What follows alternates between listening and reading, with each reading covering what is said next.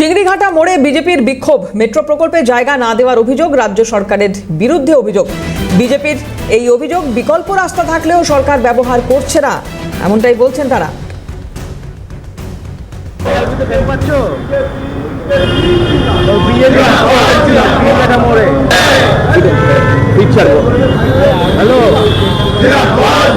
শুভদীপ মান্না আমাদের প্রতিনিধি রয়েছেন। শুভদীপ, কি অভিযোগ উঠছে? বিধাননগরে 35-36 নম্বরে বঞ্চিত কেন সুজিত বোস জবাব দাও, এই জবাব তোমায় দিতেই হবে। রেলের সংস্করণ হচ্ছে না, মমতা বন্দ্যোপাধ্যায় জবাব। শুভদীপ, একটু জানবো কি চলছে? পুলিশ প্রশাসন জবাব দাও, এই জবাব তোমায় দিতেই হবে, এই জবাব তোমায় দিতেই হবে।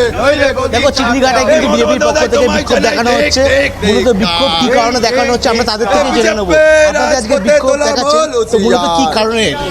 এই যে চিংড়িঘাটা থেকে সল্টলেকের দিকে 366 মিটার দুটো পিলার, মূলত বাইপাস, এই বাইপাসের এই দুটো পিলারের সংযোগ হয়ে গেলে আগামী গতকাল প্রধানমন্ত্রী যে রেলের উদ্বোধন করেছিলেন এই উদ্বোধনটা হয়ে যেত এবং সেক্ষেত্রে বিধাননগরবাসী এবং সারা কলকাতার মানুষের সুবিধা হতো। সেইটা রাজ্য সরকার এবং কলকাতা পুলিশ সুপরিকল্পিতভাবে করতে দিচ্ছে না এবং তার সেটাকে দীর্ঘায়িত করা হচ্ছে।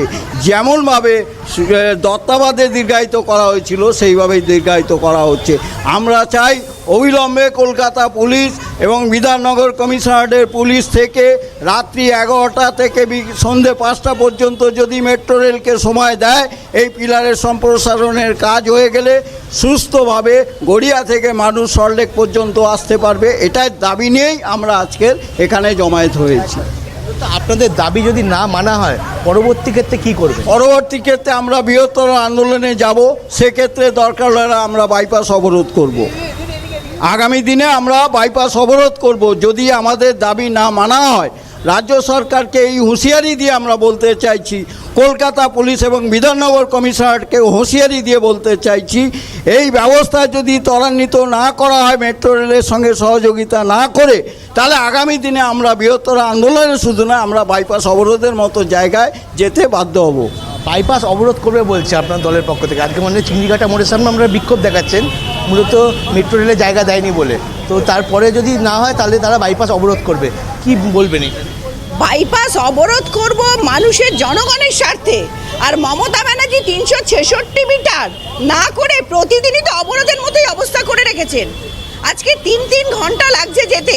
আপনি দেখুন, এই চিংড়িঘাটা ক্রস করতে 45 মিনিট থেকে 1 ঘন্টা লাগে। এটা তো একটা অবরোধের সমান। উনি তো প্রতিদিন অবরোধের দেখিয়ে দিচ্ছেন। আর আমরা অবরোধ যেটা করব বলছি, সেটা জনগণের স্বার্থে এই মেট্রোর কাজ শেষ হওয়ার জন্য আমরা ওনাকে হুঁশিয়ারি বার্তা দেওয়ার। শুভদীপ, আপাতত অনেক ধন্যবাদ তোমাকে। কথা বলছিলাম, শুভদীপ মান্না ছিলেন টেলিফোনে।